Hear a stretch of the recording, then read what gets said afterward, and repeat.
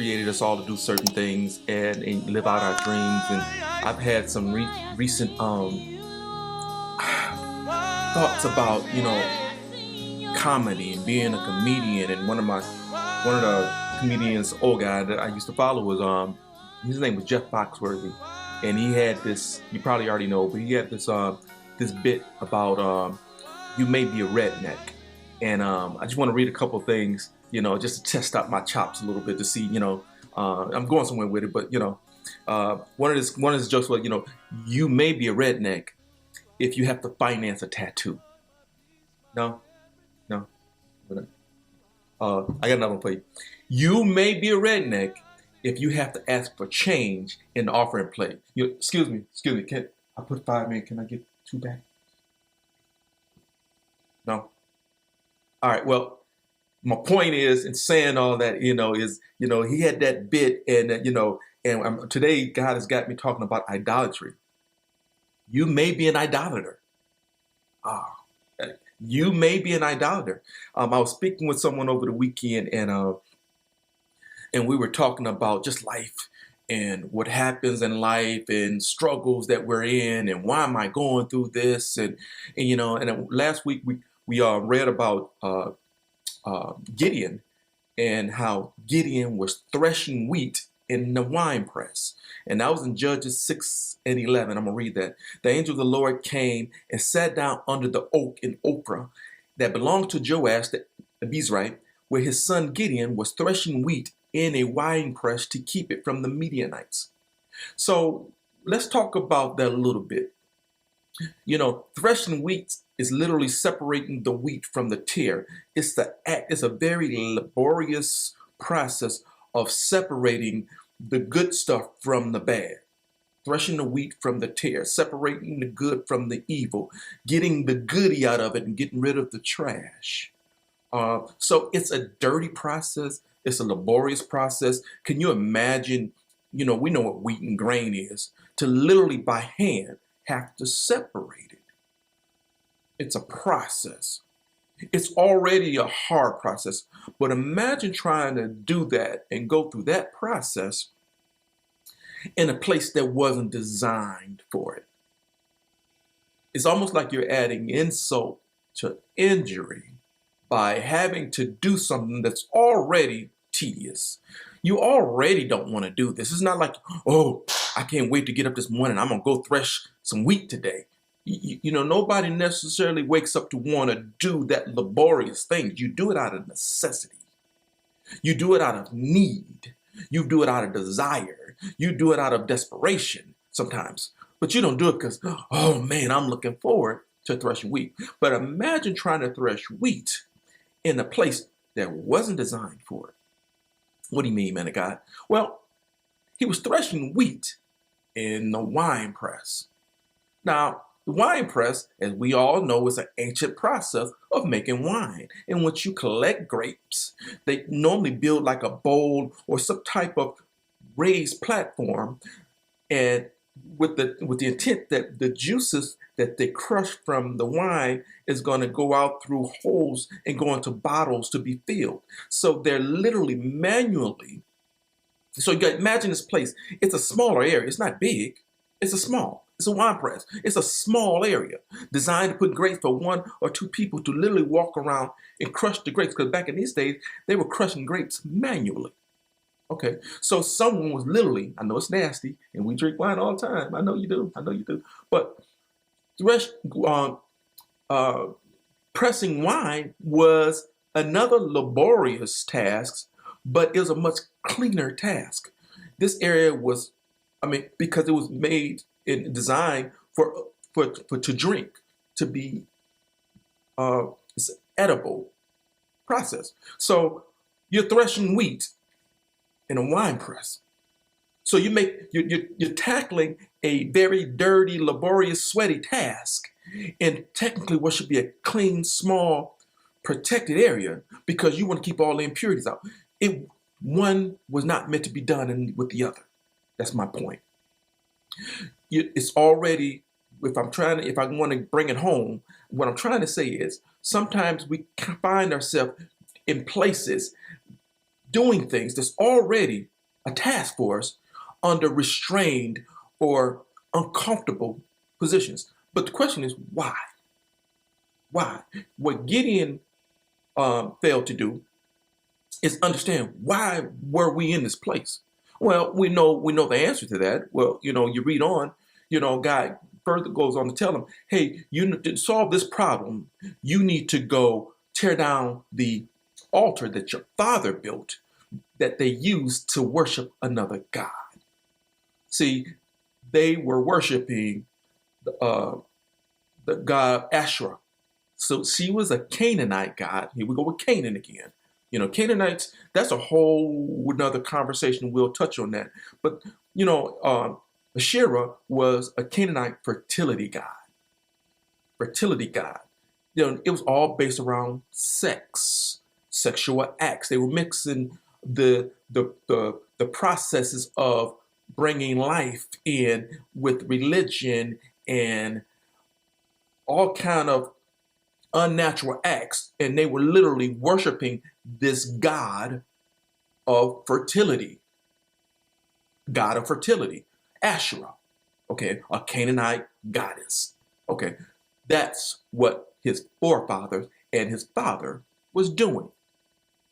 So sometimes if you wonder, why am I going through this? It may not necessarily be what you're consciously aware of. See, whether or not Gideon was intentionally or maliciously, or regardless of whether it was with intent or not, it was happening. They were worshiping the goddess of fertility. They were worshiping another god, knowing or unbeknowing. It was happening. Regardless, God doesn't like it. We serve a jealous God.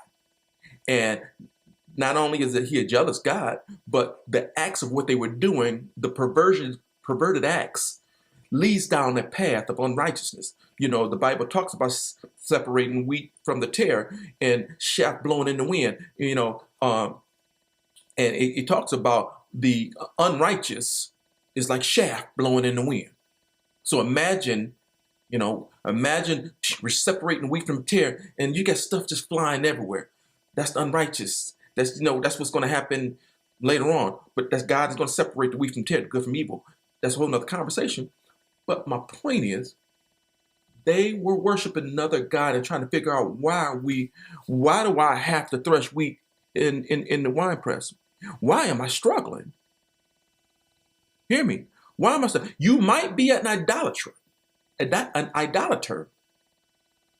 Hear me. You might be an idolater if your focus in life succeeds God. I'm gonna give you a definition. Pretty much, idolatry is abandoning the way of God with the focus being on something else, knowingly or unknowingly. To abandon the way of God for another aim or interest is idolatry at its basic definition. Anything that you put before God is idolatry.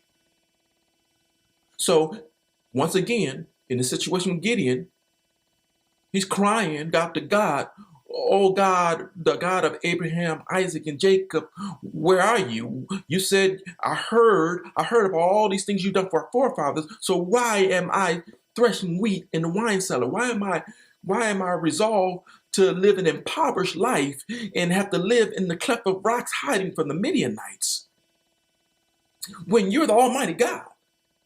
Maybe there's some things going on in your life, in your surroundings, that needs to be corrected. If you go to, let's talk about Joshua. In Joshua, I think it's 7, we talk about Achan. Joshua, Moses, my servant, is dead, and Joshua was leading the Israelites, and he was conquering land. He was doing good things. He was doing what God was telling him to do and was doing it good. He was good at it. But, there came a time where they had to go take on a little small territory called Ai. He scoped out the land. They said, listen, Joshua, we don't even need to send a whole army for these guys. It's gonna be an easy victory. Just send 2 or 3,000. They end up sending 3,000 to go conquer AI, but they were routed. They got their butt whooped. Hear me? They got whooped. And Joshua like, wait a minute, hold on. I know who I serve. We've done what we're supposed to be doing. God, you told me to go in there. How is this small town of AI gonna beat us? You're the Almighty. And Joshua's on the ground crying and worshiping. He sat at the altar. The word says he sat at the altar. And God came and said, get up. What are you doing down there? Get up. There's sin in the camp. See, what Joshua didn't understand is that someone in his camp has stole the devoted things. See, they were stole from God. So during the last conquest, somebody in his camp took some things that were supposed to be offered to God and stole it for their personal use. There was sin in the camp. So in this case, when we want to talk about idolatry or coveting, someone coveted something. They coveted it so much that they felt like, you know what? Oh, this is more important than what God told us to do. I'm taking this for myself. At that point, Achan became an idolater because the money, the jewels, the gold, or whatever it was, the material items that he stole was worth more than God and his obedience. Sin in the camp. So not only did Achan have to pay for that, but the whole camp suffered from what Achan did. And God said, get up, go deal with that issue. See, someone has sinned in your camp. You got to fix that because I can't be with you until you solve that issue. Hear me. Gideon, I'm going to go back to Gideon. Gideon, I hear you asking me for help, but until you go down and tear down your father's altar that he built to worship Baal, and with the Asherah poles there, and all this ungodly things that your people, your friends, your family, your father is worshiping, I can't be there for you. Go take care of that issue, and things will clear up. You don't have to cry anymore. Go back to Joshua. Joshua, get up. Stop crying. Why are you on the ground crying? See, you may be an idolater and don't even know it. Hear me. You may be an idolater and don't even know it. If your money is your God, that may be why you're struggling right now. See, you've got something else ahead of God. If you're more focused on your 401k and making sure you got your house paid off and your IRAs and money in the bank so you can retire good, because, now don't get me wrong, it's a wise thing to do. But it cannot be that you're worshiping and you're putting all your trust in your 401k and not lean on God. See, there's a certain element that you've got. God says, be wise, but don't get it twisted. Do not, as the old people used to say, don't forget who's buttering your bread. Don't forget who's buttering your bread. Don't get it twisted. Please understand that I've given you the abilities. I've given you the abilities to make the money for you to save so that you can have a retirement. Don't think that your job did that. I did that. See, because you couldn't do that if I didn't give you the ability. Don't get it twisted. Take it all the way back to the root of why. Ask the why. How am I successful? Why am I living well? Don't base it on because, well, I went to school and I got my degree and I've got 2 masters and I'm the top in my field and I'm all that. You might be an idolater. You might be an idolater. Don't get it twisted. You, in all your glory, didn't do anything other than being maybe a little bit obedient to what he's called for you to do. But all your talents, gifts, and abilities, it came from somewhere. And it didn't come from Asherah. It didn't come from Baal. It came from the God that we serve. See, that's why some of us are struggling in places of why am I still here? You may need to go back and check your life. You may need to see if you are being an idolater and don't even know it. See, it's important to understand that whether you are aware, whether or not you did it, doesn't even matter. Doesn't even matter. See, in this position, Joshua didn't steal from God. Somebody in his camp did. But that somebody in his camp has an effect on everybody in the camp. See, the whole camp had to pay for what Achan did. And Achan had to pay the ultimate penalty. Him and all of his family had to pay the penalty. It cost him his life. But meanwhile, until that happened, the whole camp was suffering. Achan didn't lose in that battle. The whole platoon lost. The whole platoon was routed. Not just Achan, not just Joshua, the whole platoon. So sometimes we like to turn a blind eye to what other people are doing in and around us. That's up under our control that we can do something about. See, if you're suffering and you're in a place where, wait a minute, I know this ain't right. God, why am I here? Why am I still suffering? Why does everybody else seem to be blessed and prospering, and I'm still threshing wheat in the wine press? You may need to go see what your forefathers have done. You may need to go see what's going on in your camp that's up under your influence. See, I can't blame, sometimes you have to go check your children. I believe it was the prophet, Eli. Eli, his sons were running rampant. They were doing all kind of things at the gate that God wasn't pleased with. And Eli had to pay for what he didn't check and what his sons were doing.